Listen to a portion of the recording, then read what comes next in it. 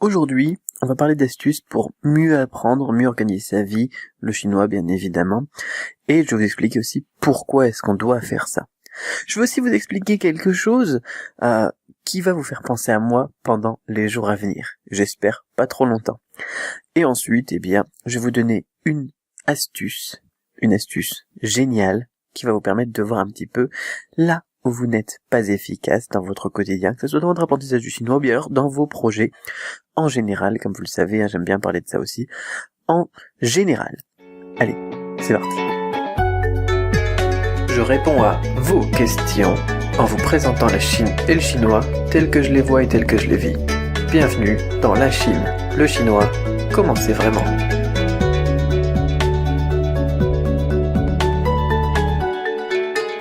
Bonjour, Cédric Beau, épisode 23, je crois, de LCLCCCV. Donc la Chine, le chinois, comment c'est vraiment. Aujourd'hui, on parle d'ailleurs spécifiquement du chinois. Alors, pourquoi est-ce qu'on devrait hacker son cerveau? Pourquoi est-ce qu'on devrait toujours trouver des astuces? Est-ce qu'on en a vraiment besoin? Est-ce qu'on est si nul que ça par défaut? J'ai envie de vous dire oui. Et alors, des fois les gens me disent mais c'est n'importe quoi ce que tu racontes. Enfin non, en fait, il y a jamais personne qui me dit ça. Mais peut-être que vous pensez que c'est n'importe quoi ce que je raconte et qu'au final, on n'a pas besoin de toutes ces astuces que, soit on est fort, soit on n'est pas fort, c'est dans les gènes et puis c'est comme ça, c'est tout. Et ça, c'est du n'importe quoi. Voilà, ça c'est vraiment du n'importe quoi. Voilà, si vous pensez que je dis n'importe quoi, vous dites n'importe quoi. Voilà, c'est celui qui dit qu'il y est. C'est un peu nul ça. Enfin bon. C'est parce que il y a des choses, quand on a compris comment ça fonctionne, c'est vraiment gros comme le nez au milieu de la figure. Je prends cette expression gros comme le nez au milieu de la figure, pourquoi? Parce que votre cerveau, il s'habitue à ignorer des choses que vous faites, et des choses que vous faites mal, des choses qui sont pourtant claires, qui sont visibles peut-être même pour les autres généralement ils voient mieux vos défauts que vous, mais, il décide comme ça de les ignorer. Et l'expression gros comme le nez au milieu de la figure, elle est géniale, pourquoi? Parce que, est-ce que vous saviez que vos yeux, ils voient votre nez tout le temps?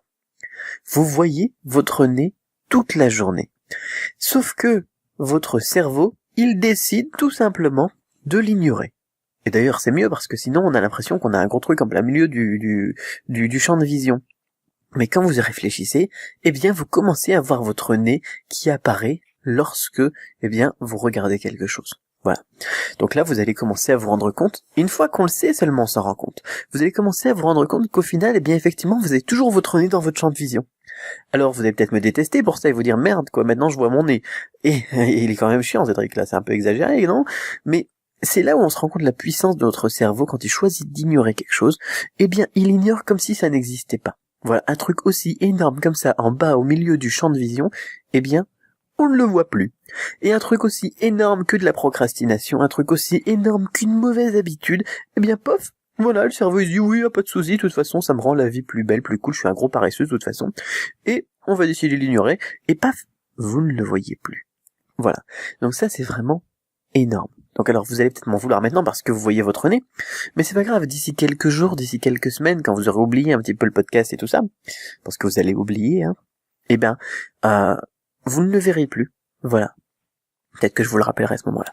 Mais c'est ça qui est vraiment génial, quoi, dans nos cerveaux, et c'est aussi ça qui est vraiment horrible, c'est que, on ne maîtrise pas tout, quoi. Il y a des choses qui sont automatiques, et d'ailleurs heureusement, parce que sinon ce serait un petit peu difficile pour respirer, ou bien pour vivre au quotidien.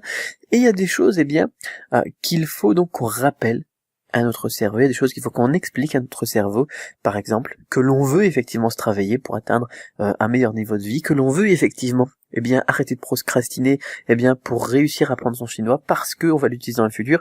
Je dis bien parce qu'on va l'utiliser dans le futur, ça c'est le principe de la visualisation, on en a déjà parlé. Parce que si vous lui expliquez pas pourquoi, il va pas le faire. Voilà. Donc ça c'est vraiment important. Alors aujourd'hui je voulais vous parler justement de procrastination, et de toutes les choses que l'on fait dans la journée et qui nous pourrissent le quotidien au final, qui nous prennent tout notre temps et dont on ne se rend pas compte. Et d'ailleurs je vais vous donner un exemple avec moi, mais il faut, pour pallier à ce problème, traquer votre temps. Qu'est-ce que vous faites dans la journée? Alors là j'ai un appel sur Skype, voilà, j'ai coupé le son, j'espère que ça s'entendra pas trop, mais c'est pas grave, c'est tout, c'est presque du direct, j'ai envie de dire, c'est du pas édité, c'est pas du préparé, c'est pas du pré-mâché, c'est tout du moi, voilà, comme ça, pur et simple. Alors, traquez tout votre temps, regarder tout ce que vous faites dans la journée. Comment est-ce qu'on va faire ça?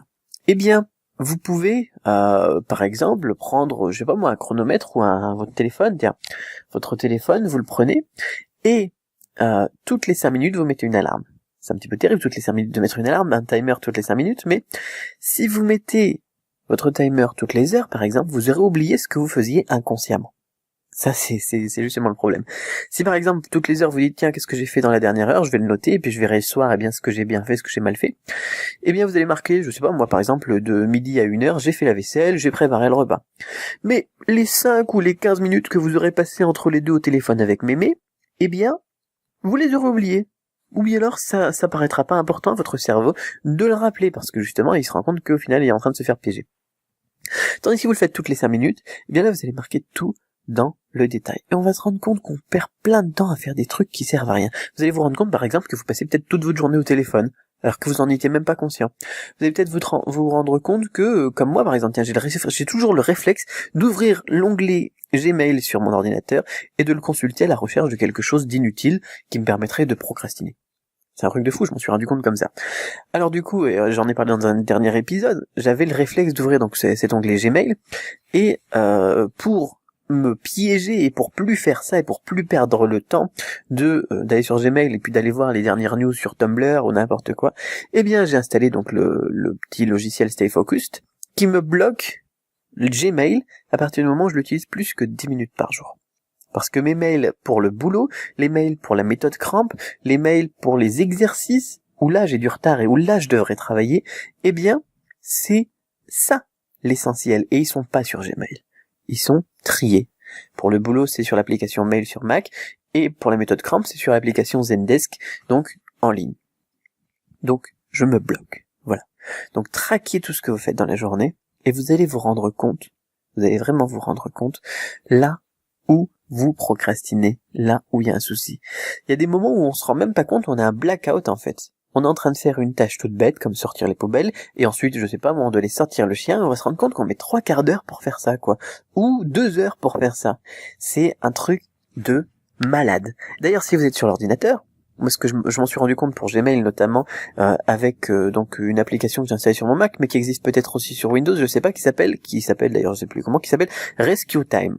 Rescue Time, RESCUE TIME, et vous allez sur rescuetime.com, et vous allez donc pouvoir installer ça. Cette application est très simple, elle va enregistrer tous les sites que vous visitez, et toutes les applications que vous utilisez, et elle va vous faire un rapport.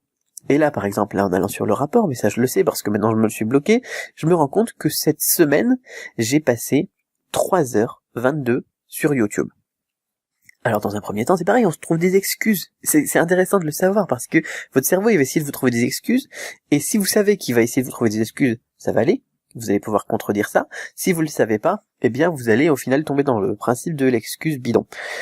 Et là mon cerveau il me dit, bah tiens oui, mais c'est pour vérifier les podcasts, c'est pour vérifier si ça a bien été publié, etc. Mais 3h22, ça peut perdre les popettes, 3h22, ça c'est énorme pour juste vérifier, même si je les écoutais en entier, je sais même pas combien ça ferait, mais à 20 minutes, à raison de 20 minutes par podcast environ, et il y en a 6, alors c'est fois de 12, ça ferait 120 minutes, 2 heures. Voilà. J'ai passé 3h22, et je les ai même pas écoutés tous en entier. Donc ça veut dire que je suis allé voir des vidéos de Rémi Gaillard, par exemple, comment est-ce qu'on appelle ça en français, là, des pranks, là, je sais pas comment ça s'appelle d'ailleurs. En français, mais c'est pas grave. Tant pis.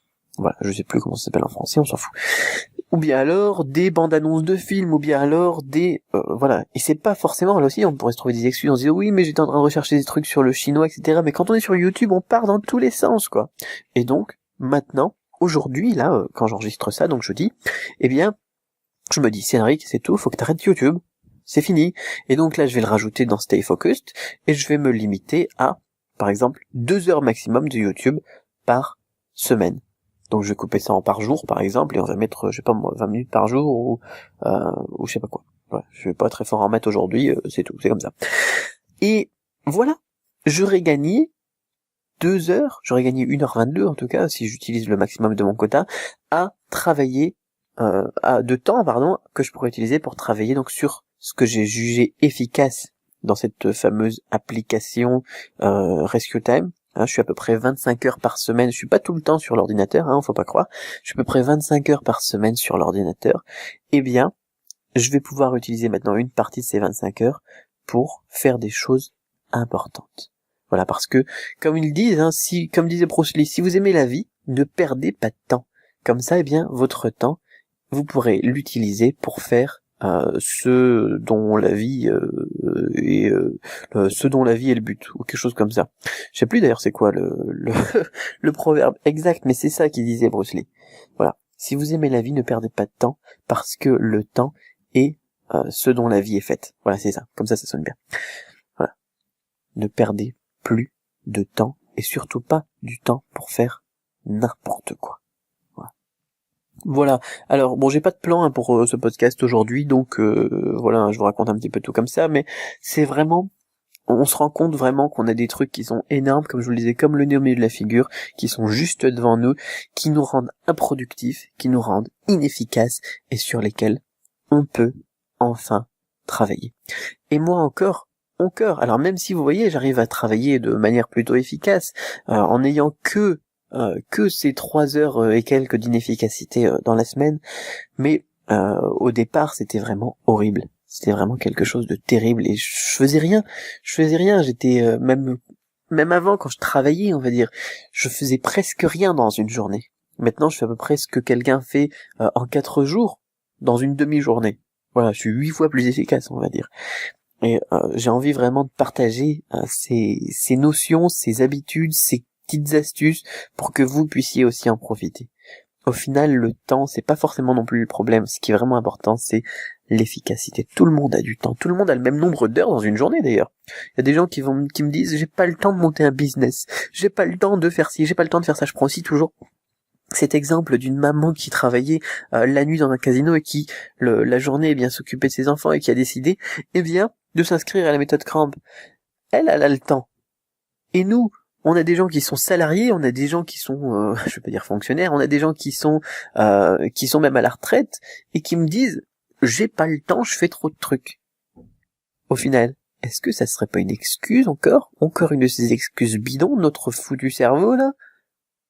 Je pense que c'est une bonne question ça. Voilà. Donc maintenant, profitez de tout ce nouveau temps libre que vous avez avec ces 2 astuces, donc le fameux chronomètre tous les 5 minutes, le petit rappel tous les 5 minutes. Vous notez tout, vous faites ça qu'une journée, parce que c'est quand même laborieux comme tâche, mais vous notez tout, plus, cet outil que vous pouvez utiliser au quotidien, donc sur l'ordinateur, et profitez de votre temps, et profitez de la vie. Voilà. Alors, je voulais terminer sur cette super phrase, mais je vais quand même vous dire, tiens, si vous avez des questions, posez-les-moi sur du-chinois.com/questions. Je me ferai un plaisir d'y répondre, que ça soit sur le chinois, sur la culture chinoise, sur la productivité aussi, la procrastination, kill procrastination d'ailleurs.